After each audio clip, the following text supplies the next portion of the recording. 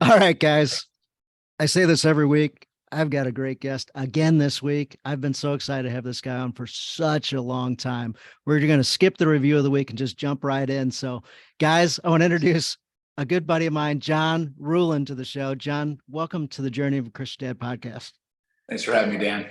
Yeah, absolutely. So, I almost feel silly giving John a big introduction, but he's going to be speaking on a stage tomorrow with like Jesse Itzler, and he's at an event the other day with Ed Milet. Actually, made Ed cry.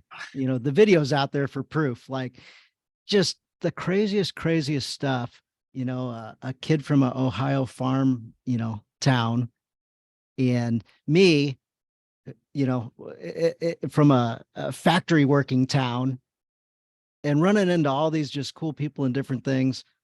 John gets to do it a lot more often than I do at a much higher level than I do, but yet, these two kids from humble backgrounds have done a few things. So, John, man, I'm excited to have you with us. We're not only going to just talk about abundance, but the reason I really wanted you on was like your family life is just awesome, and how you run your life with intention and gratitude and generosity, and the way that you run. By the way, John's got the most incredible business also, and his business things just play in life as well, and on the family side too. So I love the synergy between things you can do at work that you can also do at home and with friends, and build community and grow relationships. So, John, I got to take a breath. Welcome. Dude, I love your energy. I love your genuineness. So yeah, Dan, where do you want to dive in first? Man, like maybe before we get started, maybe start just a little bit with your upbringing, maybe family, parents. I know you talk a little bit about having some government help to get some lunches and things like that. Yeah. Well, I didn't grow up around wealthy, affluent people, if that's what you're alluding to. I grew up, town of 317 people, middle of Nowheresville, just south of Canton, Ohio, on a farm. We had a 1 acre garden. We heated our house with wood. It was like, in some ways, like going back to the 1800s, like, we lived off the land, milk goats every morning. I was the kid that was awkward and smelling a little like funky going into, to school. I was on the free lunch program for a number of years in the middle school. So it wasn't like, like one time when I was like 5 years old, like, I mean, we were one of 6 kids. So like, I definitely did grow up around a lot of things, but I mean, that's not unusual. Like I wasn't like starving, but my mom would, a lot of my negotiating, I think, came from my mom. She could make $5 go further than $500. Like she was the person at the garage sale being like, you're asking a quarter for this. That seems a little rich. How about we do, 10 items for a quarter? Like she was just, she had to. She was also one of 13 kids. So she grew up in a huge family. And so I learned what I didn't want to do the rest of my life, which was bale hay and hoe corn by hand and split wood. So I was going to go make my mom proud. She was into health and wellness. So I was going to go be a doctor, and go to Malone University Small Christian School there in Ohio. And that desperation of paying for med school is really where, a lot of things have changed my life. My faith, finding Jesus when I was 16 years old in high school and all of that. Like that put me on the trajectory to go, instead of going to a bigger university, I went to a small liberal Christian university, but to pay for med school, I went and interned with Cutco, the knife company, which people are like, really, the college, the knife thing? Like, I had no idea what Cutco was, but I knew of a seminary buddy who was the antithesis of a salesperson. He couldn't sell water to somebody in the middle of the desert. If he could sell these $10,000 knife sets, I could at least try. So when you talk about like humble beginnings, I wore the one tie I had, which was a Mickey Mouse tie, literally Mickey Mouse on top. I wore my glasses to look smarter for the interview because I was that intimidated. And but I got hired, and my fourth appointment was with my girlfriend's dad, and he was a rainmaker. He was on the board of trustees at Malone. He had a law firm, but what really caught my attention, when you're poor, you notice when people are generous, and he was the guy that would like find a deal on noodles, buy a semi-load. Everybody at church the next Sunday, like 300 people would walk away with like a year's supply. And I'm like, Paul, that was 40 grand on noodles. Are you nuts? And he wasn't doing it tactically. It wasn't manipulative. It was just who he was. So anybody that thinks they have a hard sales job, like I went and pitched my girlfriend's dad knives before church. It's the weirdest, most awkward conversation on the planet. And Paul didn't make me feel uncomfortable. And I was pitching him. First, he bought a set for himself and his 3 unmarried daughters. And then the next Sunday, I pitched him. I said, "You're always giving things away to your clients. They're CEOs of lumber yards and home builders and pallet shops and insurance companies, whatever." And I said, "Would you consider giving them?" They're all into the hunting outdoor stuff, like a $200-300 a piece hunting knife that Cutco makes. And he changed my life forever. He's like, "John, I don't want to order the hunting knives." I'm like, "Okay." He's like, "I want to order a bunch of the kitchen knives." I'm like, "You want to give a bunch of grown men CEOs like a kitchen tool?" Like, "Paul, that's weird. Why?" And he said, "John, the reason I have more referrals, deal flow, access. I figured out a simple truth a long time ago, and that's if you take care of the family in business, everything else seems to take care of itself." And so that was like the epiphany, and that's when med school got put on hold. And Cutco's worked with about 2 million sales reps in 70 years, and we became their #1 rep in the history of the company. Yeah, that is just incredible.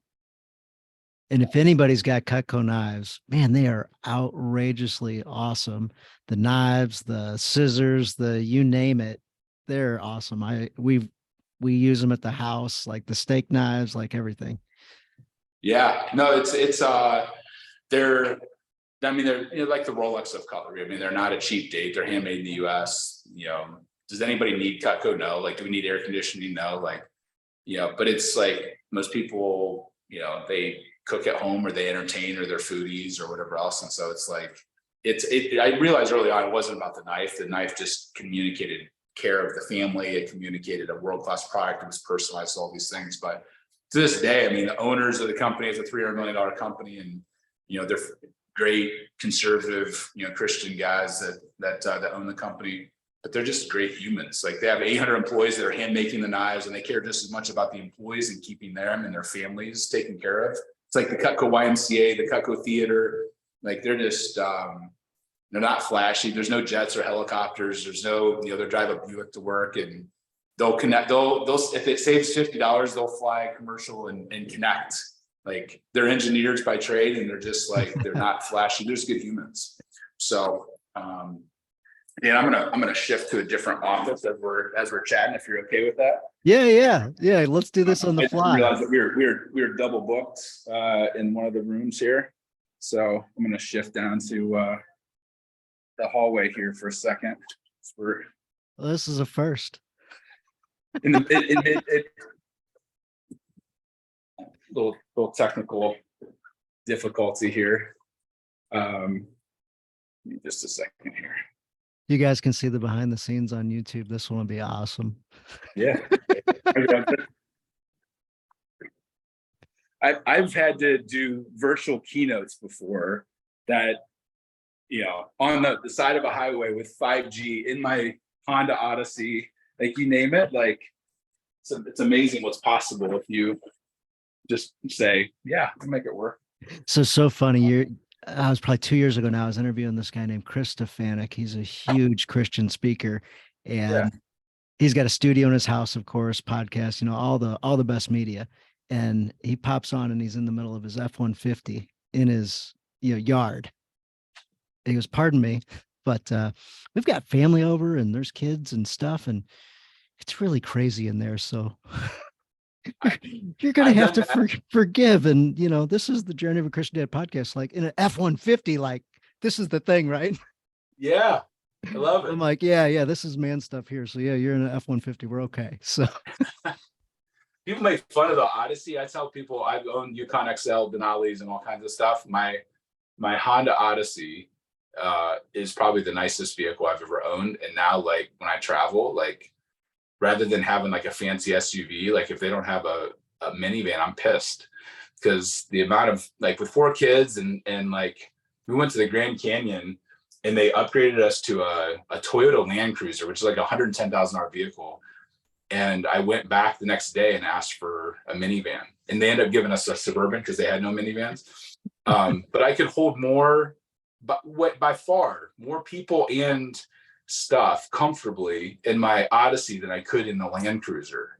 I'm like, this is so like eventually Honda's going to sponsor me, or Toyota, one of the minivan companies. Cause like people are like, what do you drive, a big truck? I'm like, no, I drive an Odyssey. It's like the best vehicle ever. So It my sure wife is makes fun of me. convenient for with the kids and everything for sure. Oh, it's ridiculous.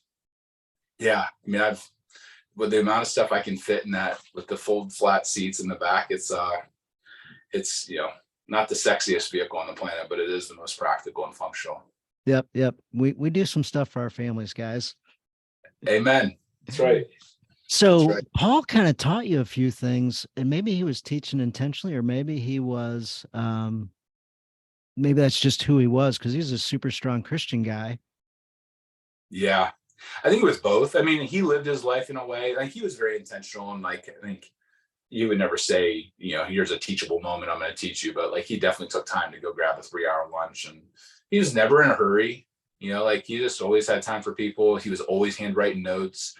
He was always making like you'd see like somebody he had done something for like 20 years before, magically, like they inherited money or land, and then he would handle the estate and the real estate transfer, and he just was pouring into people all the time.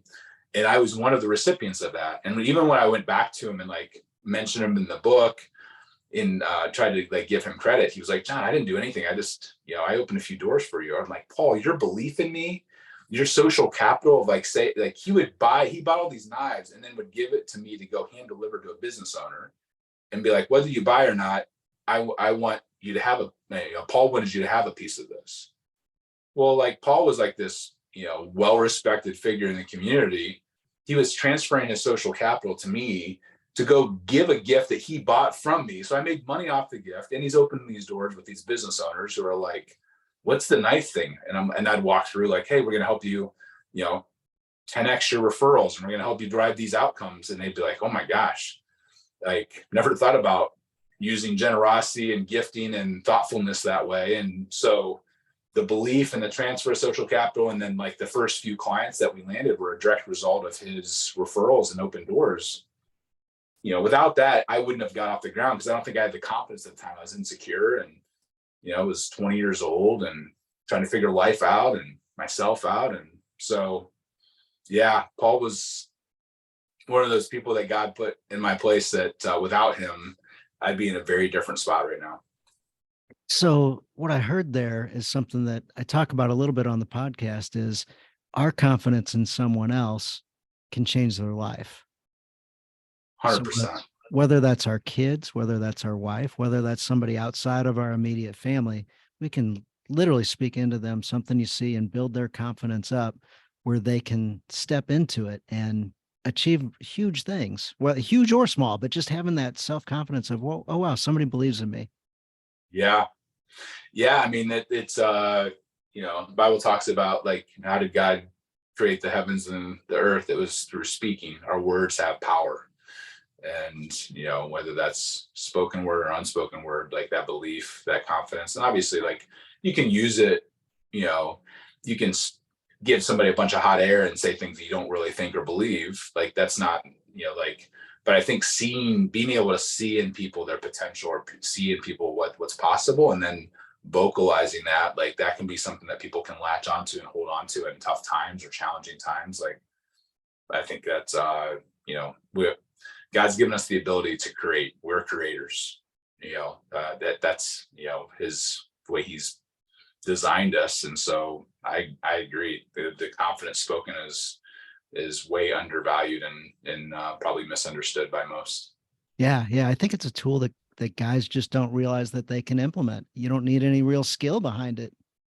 No, the boldness to do it. And obviously it's a tool, right? So you want to steward it well, and you want to, like, I think you can do it haphazardly, or you can do it with thoughtfulness and intention. And, like otherwise, like it's like any tool, like money is a tool or fire is a tool. Like if you don't use it properly, it can also cause some harm, right? Like get ourselves in trouble or get out over our skis or whatever else, or do some damage with it. But I think, I think there's a lot of opportunity there for a lot of people, and they're like, oh, I'm just this, or I'm just this. Like, no, God's given you the ability to do things like I remember having those thoughts. So I didn't speak on stage for a long time. I'm nobody. I don't deserve to be there.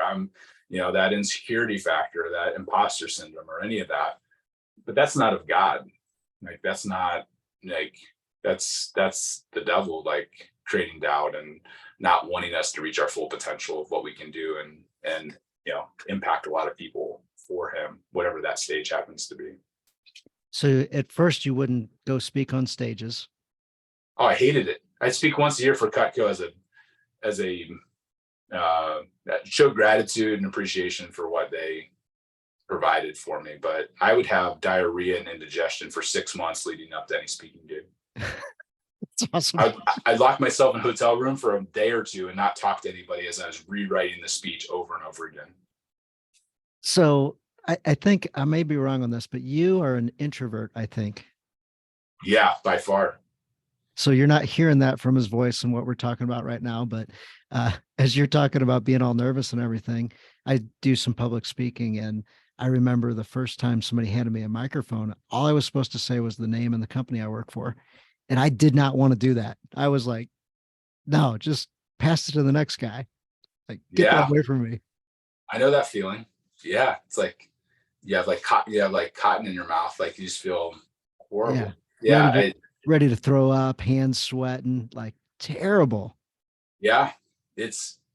No, even to this day, the few seconds before I get out on stage, like my heart is pumping, my chest, and I have to like get into like a ritual and like remind myself of who I am and what God's called me to do and who I'm supposed to be. And but I still get jitters and still get the upset stomach. Now it's not nearly as bad, and it's not for 6 months. It's like 15 minutes before I go on stage, it starts really churning, and I try to use it almost like the energy before a big basketball game or a championship, whatever game. Like it's like those jitters, and use the adrenaline to bring it out, to bring that energy up. But yeah, I'm naturally, after I go on stage and play an extrovert on stage and sign books and speak to people, I'll go like grab a cigar and a steak by myself watching a basketball game or sports center. I need to decompress because I definitely am more introverted and almost everywhere. Yeah. So the ritual before you speak, oftentimes guys can do whatever we do, and there's something that we need to do before we do the thing, whatever that is. So, playing a basketball game or playing with our kids or the transition from work to home. Yeah. If we get home and we're the work guy and we're crushing things, or we're, in the loud construction environment or wherever we are, if we take that and we go play at home with the same mindset. So it sounds like you had a thought about that as well. Yeah. I mean, I think that, preparing yourself before you go home, or prepare like I think rituals and traditions and stuff like that have been woven throughout, the Bible, like in a lot of faiths. Like I think there's power in those rituals and traditions. And I think sometimes in our modern era, we don't need that. And it's like, at least for me, like, yeah, I mean, I go through certain workout. I don't eat. I will go do the sauna or steam room. I'll use certain essential oils, which might sound a little woo woo. But anything to just like put on, I wear the same outfit every time I speak. It's like it's kind of like Todd Herman's like, alter ego effect. Alter ego. Yeah.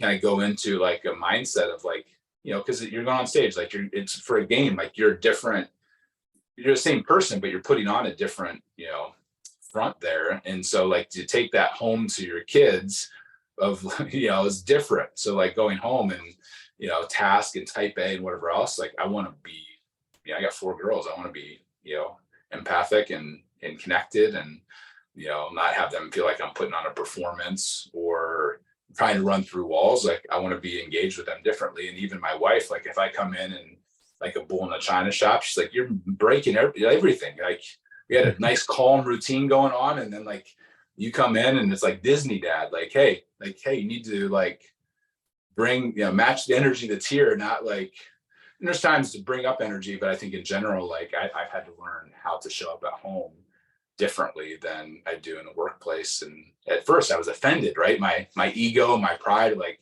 can't be myself, and you're trying to squash me. It's like, no, your family needs a little different side of you than maybe, other areas of your life, and that's okay.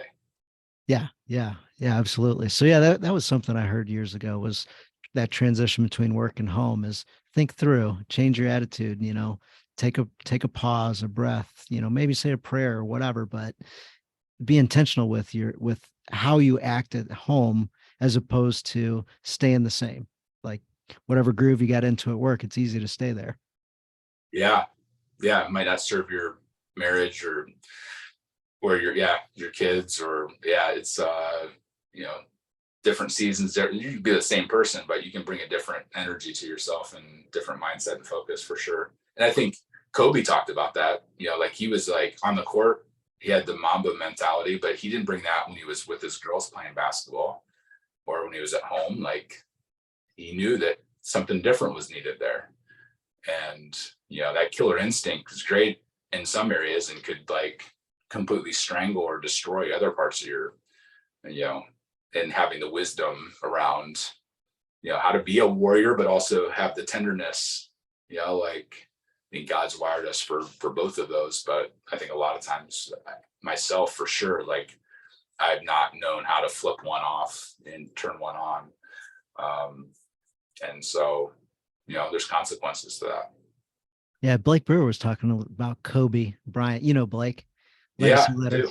And he says Kobe didn't score any points in a summer league that his dad like was the star of, and his grandpa was the star of. So there's a whole legacy there. And Kobe shows up, doesn't score a single point the whole summer. And they're walking off the court, and his dad puts his arm around him and says, Kobe, I don't care if you score a single point. I'm always going to love you no matter what. And Kobe said that was it. From that moment on, it was on. It was no longer about pressure. It was no longer living up to dad. It was up to kind of mama mentality, that switch flip where, okay, I can go dominate now. There's no pressure. I don't need to live up to my dad and grandpa's legacy. I can just go kill it. Yeah. Do it by choice versus expectation or guilt. Yeah. Yeah. It's just, dad told me he loves me no matter what. So like I didn't have to do it. It's I got powerful. to Yeah. do it. Yeah. I chose to do it.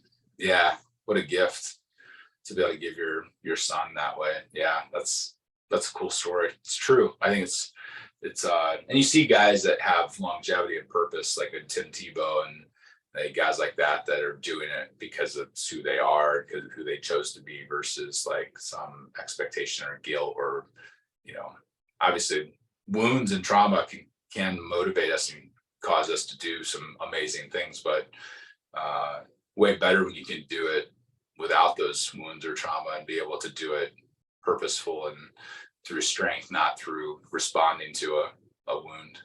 Yes. Yeah. Absolutely. So I didn't even mention you wrote a fantastic book called Giftology, and it talks about a lot of your philosophies and a lot of ways to enhance relationships or start relationships.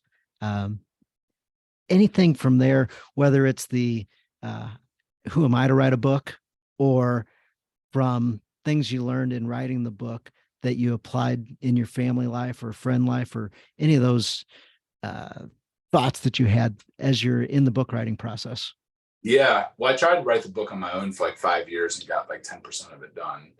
There was insecurity around writing it. I ended up hiring a company to help, facilitate. They were called Book in the Box at the time. They're now called Scribe. Founders become friends, and they've done like a couple thousand books now. But at the time, it was like their 50th book. But it was amazing when you sign a check, commit, and then you have somebody that understands how to structure. Like it was done from start to finish in 6 months, 40 hours. Power of like, you write that $30,000 check or whatever it was like, my partner was like, we're getting this done. But having the right person as a guide or as a mentor, as a coach to walk you through, like, here's how you structure it. Here's the, like you don't know the recipe and you're trying to write a book. It's very difficult. But once they helped me with the outline and, kind of the structure of focus, like it was just a matter of like filling in the gaps, and a lot of it was spoken out. Like I was able to just be interviewed and record it and then, kind of massage it and work it through. But it shifted everything for me, like the clarity of the book, the clients that I'd been talking about, like, on the agency side, we're helping people send out lots of gifts, and I'd be like, hey, you need to personalize and you do this. They view it like they'd never hear it. Then they read it in the book one time, and I'd said it to them 100 times, and they're like preaching it back to me, and like it was the first time they heard it. So that was interesting. But I think, for me, getting it crystallized in the book, help provide a framework and a structure, even from our company perspective on the agency side, providing clarity for me. And the book went places no other people couldn't go. So it's been cool to see it now in multiple languages, and over 100,000 copies out there in the wild, which is pretty wild. And for a self-published book, so I think we're somewhere over 1,200 ratings on Amazon, and it's just but when it first published, it was like, am I gonna sell more than just like to my grandma and my mom, like that kind of a feeling for sure. It's like, is anybody really going to care about a gifting book? And I think we've gotten better about positioning it. Like, nobody really cares about gifts. We all care about the humans and the relationships and the referrals and the revenue, like that comes from strong relationships with employees and clients. So I think we've gotten better even over the last 7 years of clarifying that message of why does it matter in business? Why would a CEO or CFO or VP of sales care? But even that, it's been a 23-year evolution, and the book is just one part of that evolution. In the Bible, it talks about where there is no vision, the people will perish. And you just talked about clarity. Yep. What has clarity done in your life? Well, it's what's the quote? If you don't know where you're going, any path will get you there. Like, yeah. And so I think that understanding that God's given us all a purpose, and so and I think that at some level, the overarching purpose is like to be able to share the gift of salvation and faith with others, and be able to like become the best version of yourself and to lead your family well. I think there's some things that are across the board, but I think for me, writing things out or speaking things out would provide the opportunity to be able to work through what that vision is. And I think it's, at least for me, it's not an end all be all, like I got it all figured out now, like I got the perfect vision, like it's an evolution process. But I think that knowing like this is the direction I'm heading for at least the next step or the next season, has provided the ability to take some bold steps and actions and doing things, knowing that it's what I'm called to be doing at that time or that moment. And it provides the opportunity to create some great results because of those bold moves and having that clarity of where I want to go. So the example of writing a book, cool. I want to write a book. Here's the vision. That's where I'm going. I'm 10% done. Whatever you said, 6 years into it. Yeah. Maybe could have called Audible a little bit sooner. But the key that you went and asked for help and realized that there was help available, and it was probably right there underneath your finger for quite some time before you took action on it. Yeah.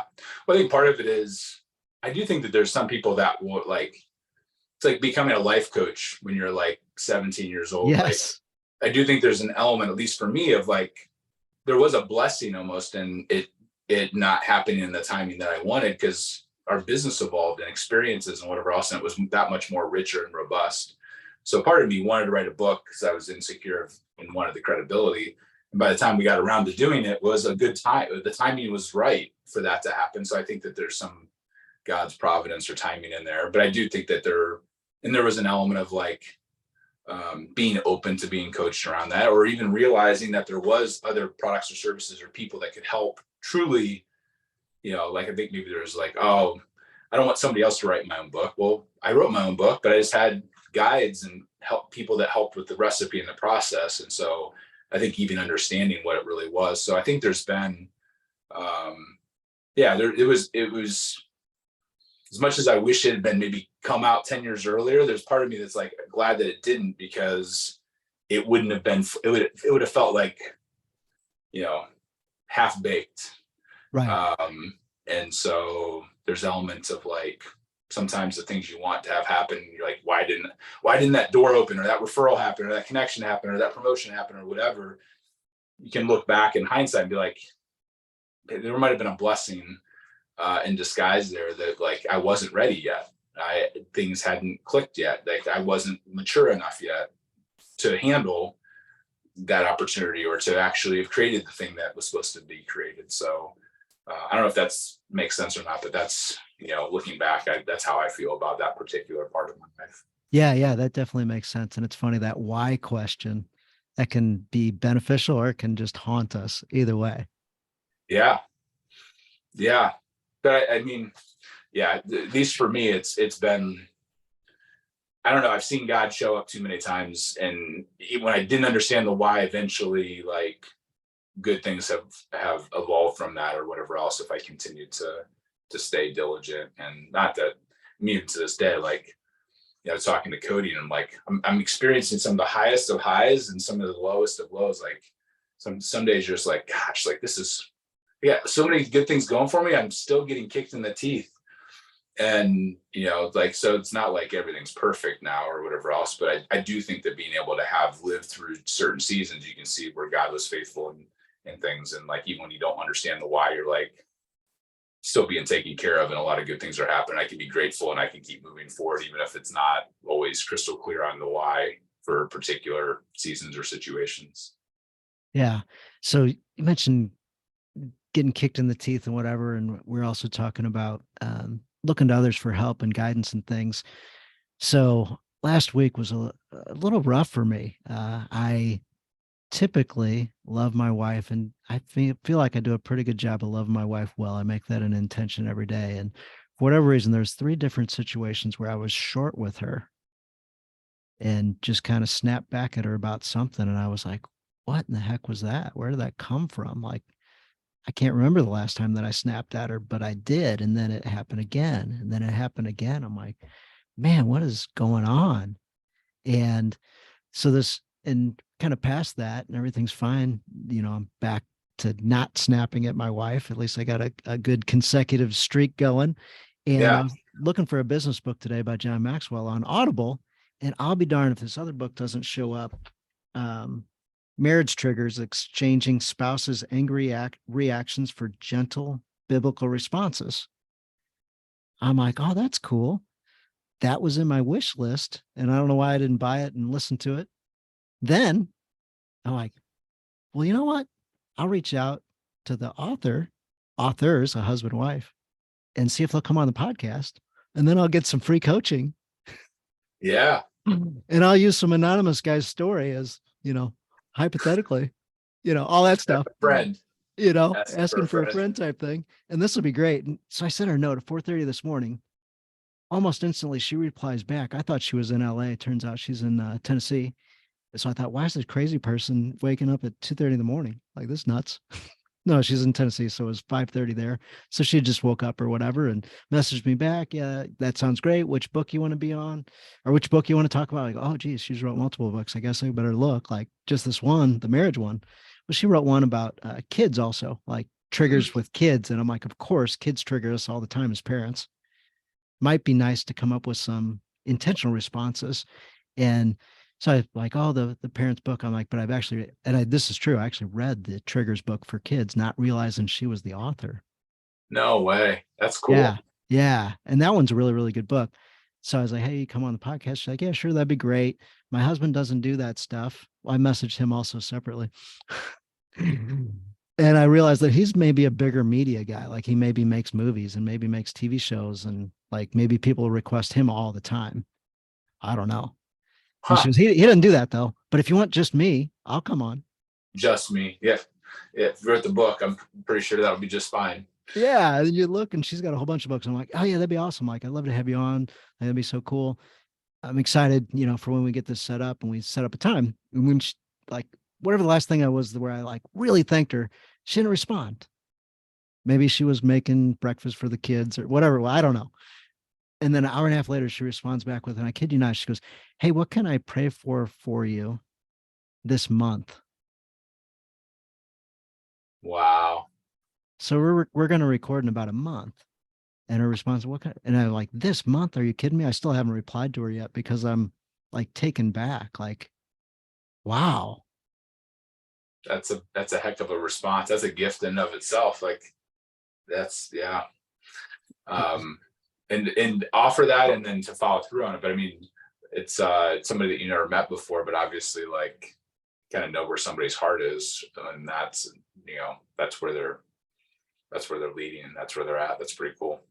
That was amazing. And so I've been able to tell that story to a number of different guys that I've been interacting with today. And they're like, wow, the intentionality, the duration, and for not even knowing a person, like that is amazing.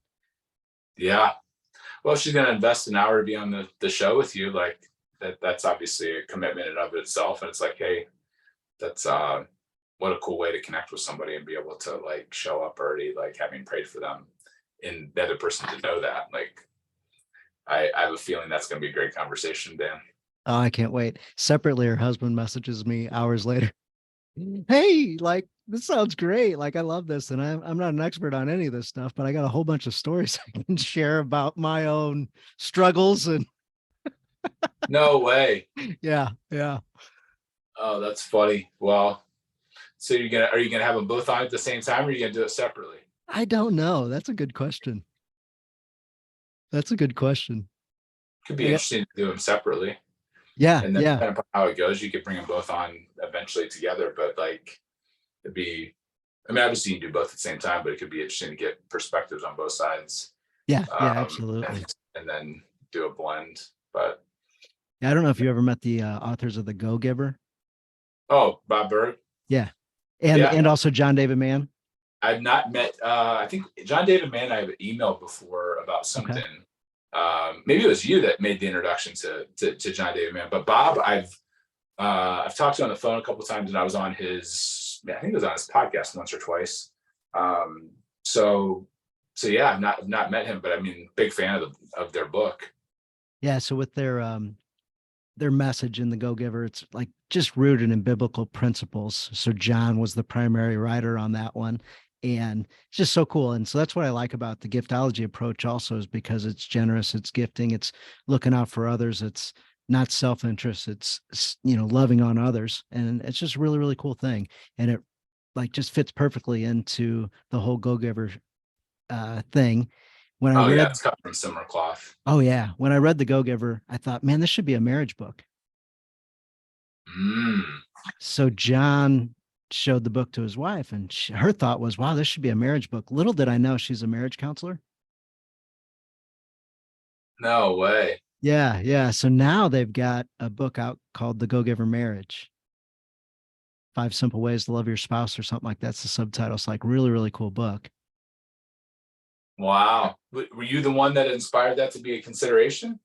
No, turns out I was talking to John about something else, and then he hit me back up later. He says, hey, could I come on your podcast? I'd love to talk about this new book that's coming out. I was like, no way.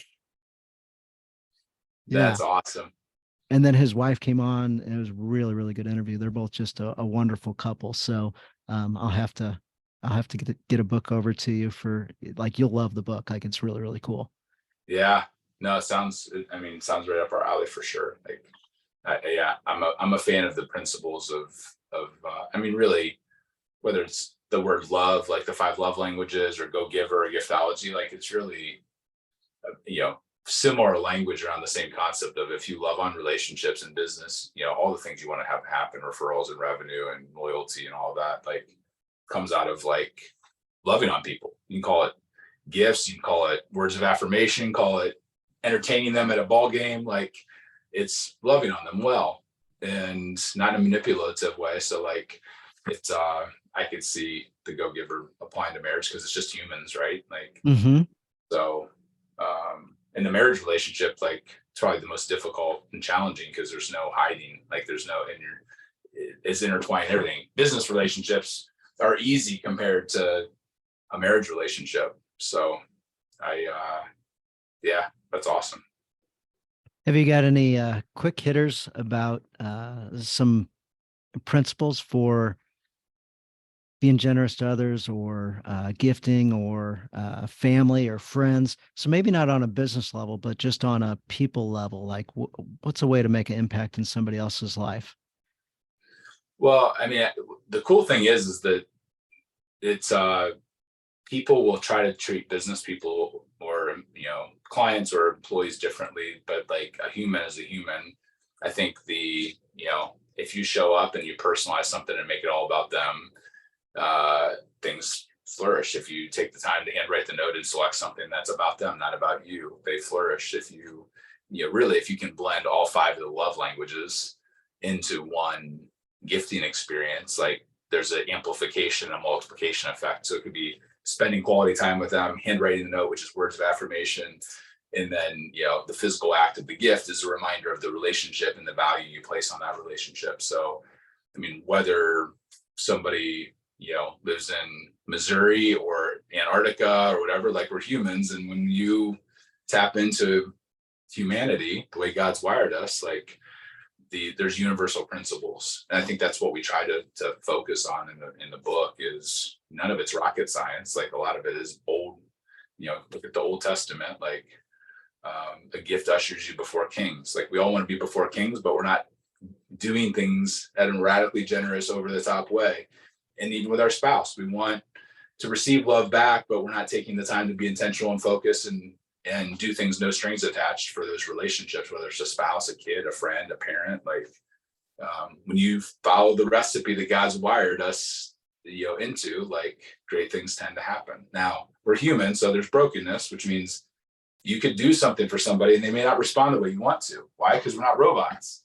And something else might be creating a wall or a blockage there. And so I think sometimes people get a bad response one time, like, it doesn't work, or I knew they didn't care about me.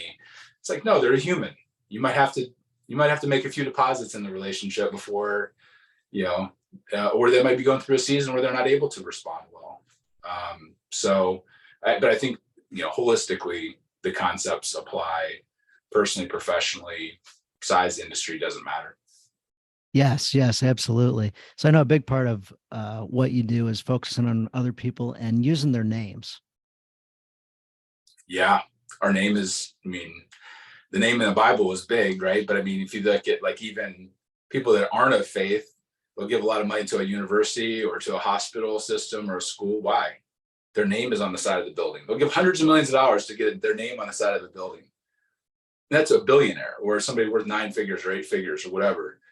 Our name is like, it's part of our legacy. It's part of our heritage. It's part of our multi-generational impact. Like when you can tap into, that's why I hate logos, because it's like, that's about the giver. It's like, now it's swag. It's a trinket. It's a tchotchke. It's a manipulation to get them to be an advertisement for you.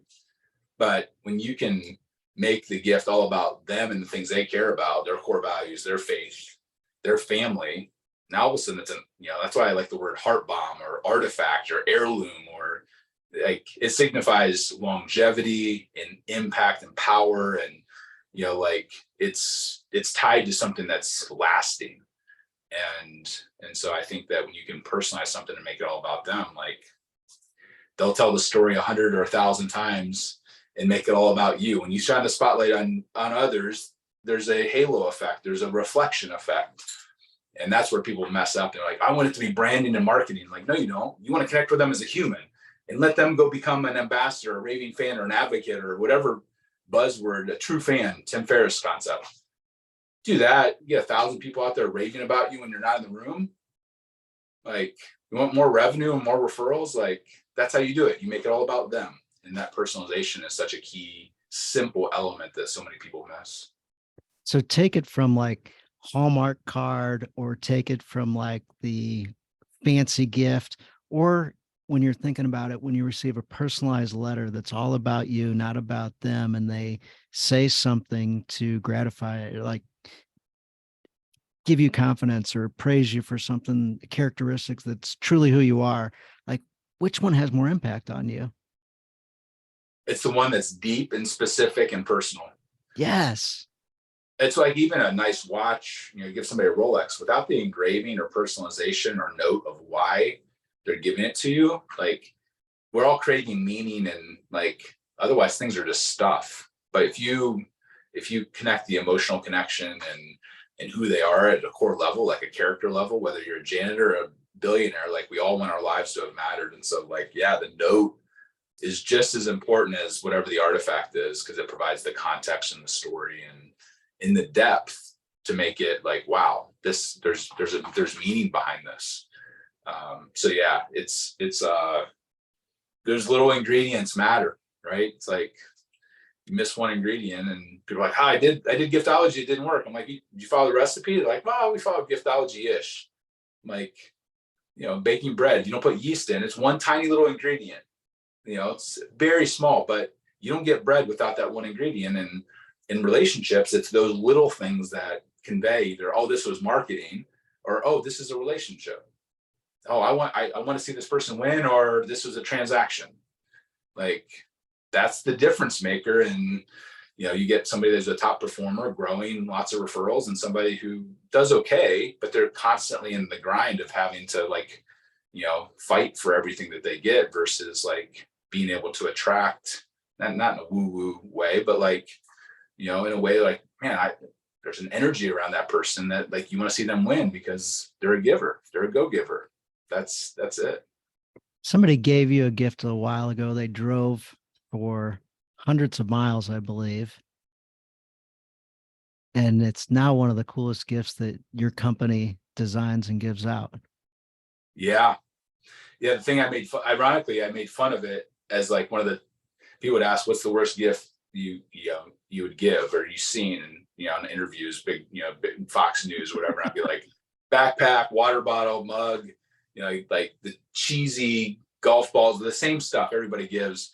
And then somebody they reached out and made these artifact mugs are a couple $1,000s a piece. They made a mug for me and my wife, and carved into it is life story, faith, family. For my wife, it was like her father who passed away of cancer. Made both of us cry. He drove 9.5 hours from Georgia to hand deliver them for a 5-minute meeting.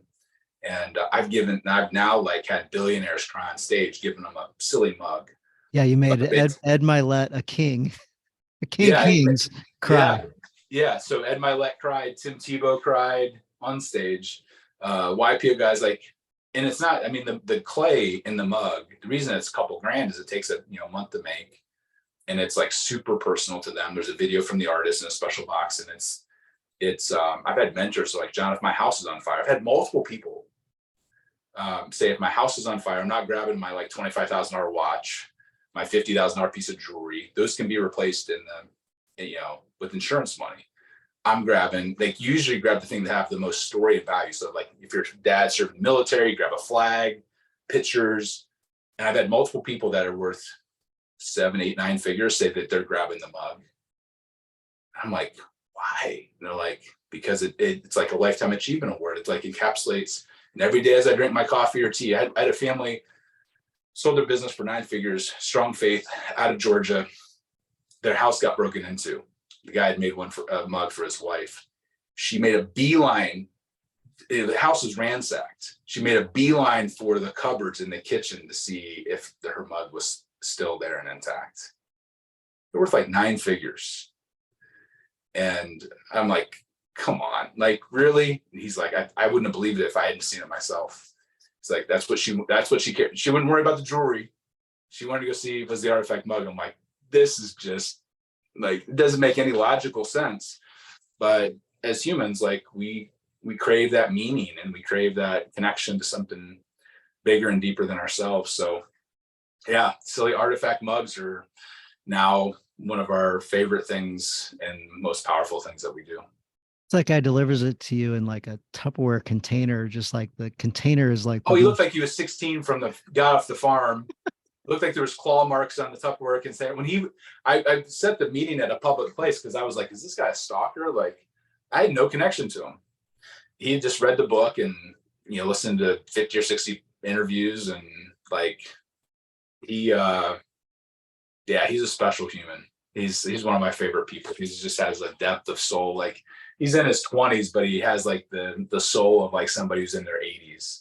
He's just and he's that unique artist that doesn't make the art about himself. He makes the art about a deep, meaningful level about the human that he's making it for. And he even said when we met, he's like, John, I feel like God's called me to be a gift maker.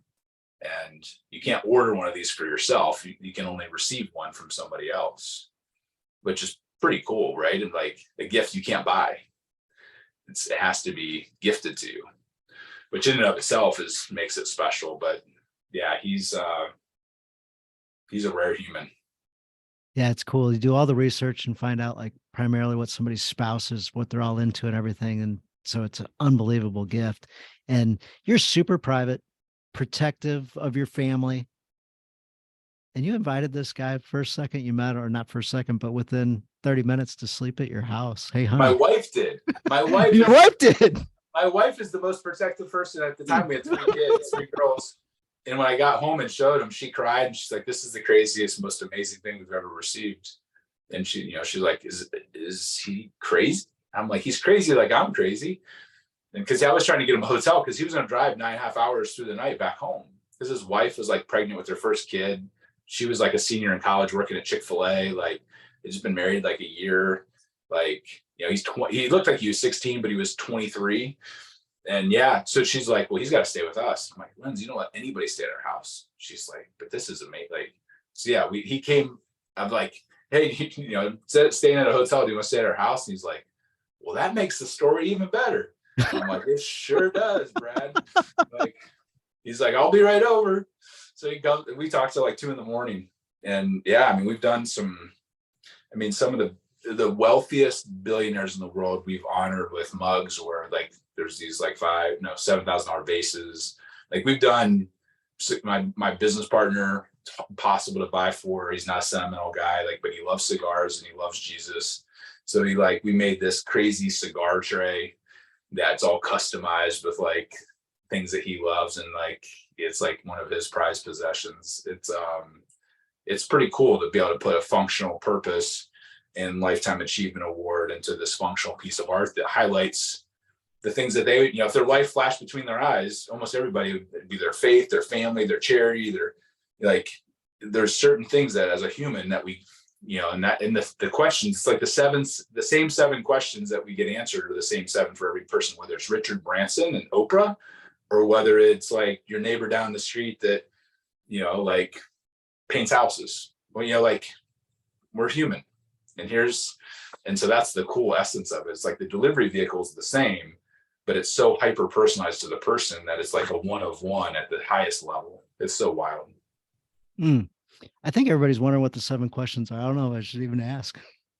Yeah, I mean, it's like, it's faith. What's their faith? What do they believe in? What are the charities? Who believed in them first? Like, it's I mean, what the cool thing about the recipe is, like, I can give away the recipe, but like, to go execute on those details at scale, like if you want to go do something for yourself or for your wife, like, you could take our whole playbook and go execute it. Like, and we have people all over the world that do that.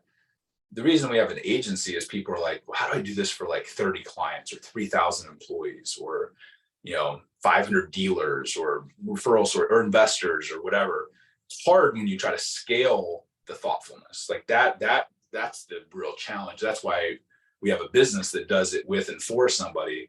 But I'm not afraid to be like, "Here's what we do. Like, here's why we still do the silly knives. Here's why we have a $3,000 wood box to deliver certain things in." Like, people could, but it's hard. It's not hard to do it for one person. It's hard to do it at scale. And really, I want people to go take it and use it in their personal lives with their spouses and make their marriages better, make their businesses better. And because I couldn't work with, all the millions of people out there that have heard about it. I only want to work with a subset of like the world-class givers that are leading a certain type of company that like we can actually help scale. But questions are the same, very simple. Like, what do they care about? What do they believe in? What matters to them? Who mentored them first? Like, what charity do they care about? What's their faith? Like, same things that anybody would want to know. That's that 1% of what makes that person tick, really. And that's, if we're doing knives, if we're doing mugs, if we're doing leather goods, like, drill down to the essence of what they care about. And that's that's what makes humans is that soul level stuff. Yeah, when you get to know somebody like that, you get to know them. Like, you actually get to know them, and you can get past the how's the weather. Cardinals won last night. Hey, did you see Liberatore pitch the other day? Did pretty good, huh? Whatever. But when you get into what you just talked about, that's the important stuff. That's the essence of like what keeps them up at night, or what they're proud of, or what they want to put on their tombstone, or like, if you really, really, really knew them, like, and that's oftentimes we have to get to somebody's spouse to get the info, because somebody's like, oh, I know this person really well. And I'm like, do you know the 1% of the 1%? Like those things? Because if you don't, if you just put, oh, they like wine and they like the Cardinals, like that $2,000 mug is just a paperweight. But if you get to like, no, they love this kind of wine, and their favorite experience with that wine was in France with their wife as they proposed, and this, and you know that like their favorite sport is this because of this with their kid, and they had this one moment where they played pitch, with their son, and this is like one of their favorite moments of all time, and you know that like their dad had this special talk with them and a walk on the beach before he passed away. You start encapsulating like that into a piece, and it becomes one of the most valuable things that they have, because it encapsulates who they are, what they really care about. And that's, you land that, and 30 years from now, even if you're gone, like they're still going to be reminded of that relationship, who gave it to them, and thinking about like what they care about every single day. And that's, you do that in business, and all the other things that you ever wanted to have happen in business start to happen, because you're the most liked, trusted, and top of mind person in that person's world. As I heard you talk about that, I started thinking about special people in my life and some of the highlight moments that they've shared with me about their relationship with me. And I'm like, man, those are all super, super cool. And some of them are the smallest little thing that I'd have forgotten about, never remembered. And like what you talked about with the wine and France and the proposal and that little minute detail, and then bringing that in and like, yeah, there you go. Yeah. That the little essence of like stuff that nobody knows about, right? Except for them and maybe one other person or a small group of people. That's, that's how you know somebody, or that they, that you feel seen and known. Yeah, it's powerful. Really, really very simple, hard to execute, but very, concepts, not rocket science. Yeah. So you don't need to be some big high level business guy to buy Giftology. There's so many good lessons inside of it to help you build relationships. So with that, we always like to end the podcast with anything else you want to throw out and talk about. And then I always ask the guests for a challenge, something guys can do week to week. So in between listening to this episode and the next one, doesn't have to be hard, but can be. Doesn't have to be the biggest deal in the entire world, but just something that they can do to get to be a better leader, better husband, better spouse, to level up just a little bit. Yeah. Well, I would say if you want to avoid the 10 worst gifts to give, which would put you in the top 5% on the business side, we have a download, The Givers with an S, thegiversedge.com, and you can get the 10 worst gifts to avoid, like gift cards and food and alcohol and the normal stuff. As far as the challenge goes, that way they don't have to go buy the book if they want to just get a little taste of like some of the thought processes and some of our best tips and kind of strategies. But the, at the end of the day, like we just need a list of people to take care of, right? And a lot of times we forget who helped get us to dance. Like who are the teachers, professors, clients, partners, investors, mentors, like it. So I think a great activity is, write down 3 people a day that you're grateful for that have gotten you to where you're at. In the course of a year, that's 1,000 people. If you just did it for a month, it's 100 people. That's who you should be. Doesn't have to be gifts. It could be handwritten notes, could be videos, could be, any one of the 5 love languages, but acknowledging and showing gratefulness and gratitude. Really, like all we're doing is in the physical form, doing that with an artifact. But, like I said, the note is just as important, if not more important than the thing. And we all have the time if we really want to, and we all have the ability, and there's no real cost other than time. And, the note, handwrite the notes, send the videos. But if you start doing that consistently and showing gratitude on an everyday basis for those relationships, do that for, do it for 30 days and tell me, I challenge everybody, do it for 3 years and come back and say it didn't pay off 100-fold. I've never had anybody come back in 23 years. Because if you take the time to write down who you're grateful for and then go, like gratitude is an action. It's not just, people are like, oh, I feel gratitude. I'm like, that's lazy. That's weak. That's like excuse to be like passive. No, gratitude it's a combat sport. It's an action. Go freaking do something about it. And it doesn't have to be expensive, but you do that consistently, great things are going to happen. So that'd be my challenge. I know you do that every day. We've talked in the Yeah, past and you're like, who can I this? And so I know that's just part of your action plan. Like you're aggressive with it. I mean, I want to win and not win and like conquer. I want to win and like, I want people to feel loved, taken care of, appreciated. Like that to me, like I want, that's part of my legacy is I want people to know that they matter. And when you do that consistently, they know and feel that. Yep, absolutely. So guys, take this podcast and think about the people that matter to you and let them know. And let them know. Um, if you write handwritten notes and you mail them, you might write a little PS down in the bottom corner and write, PS, hey, I got a quick question for you. Can you give me a call? That way, you know, they got the note. When you make this note personal and about them, they'll feel really good about it. And what they do, there's not an action step for them. So they'll feel really good about it for a little bit. How would you like to receive the incoming phone call when they're feeling really good about the words you just gave them and they're emotional and they're excited and they felt loved, cared for, and heard? And then you get to receive that back with an incoming phone call. And you may just ask them a question, you know, something as simple as, hey, what'd you feel when you read that? Could be that. People always ask me, hey, if you write that, what do you ask them? I don't know anything. Yeah. Yeah. It's creating the feedback loop is super powerful, and just creating dialogue with people. Like it's so rare to get a handwritten note, you know, at the end of the day, that conversation could go 100 different places, but I think that's a smart angle and great way to close the loop and be able to kind of share in that gratitude. Yeah, yeah, absolutely. So yeah, you'll just wonder if you send it and don't have a way to receive it back unless you're going to see them in person in a somewhat timely manner. Yep. Strong. Dan. And when you see them in person, they say, "Oh man, I so meant to reach out to you and thank you for that note." Like that's what they'll say. Of course they will. Because everybody gets busy and whatever else. But yeah, it's and at the end of the day, like um even if they don't reach out to you, like the whole, like you know that if you send that, like it's gonna have an impact. Like when you pour into a relationship, it's there's a ripple, like there's no way to do that and not have it, you know, cause a ripple in the universe. Like that's the power of our words. That's the power of like taking action and doing something and making gratitude not just a feeling, making it an action. So it's simple. It's got to do it every day. That's it. All right, so maybe I'll record a future podcast about how to write a note. I think that's a good idea. Like I had never thought about doing that, but you just gave me the idea. So thank you. Yeah, man.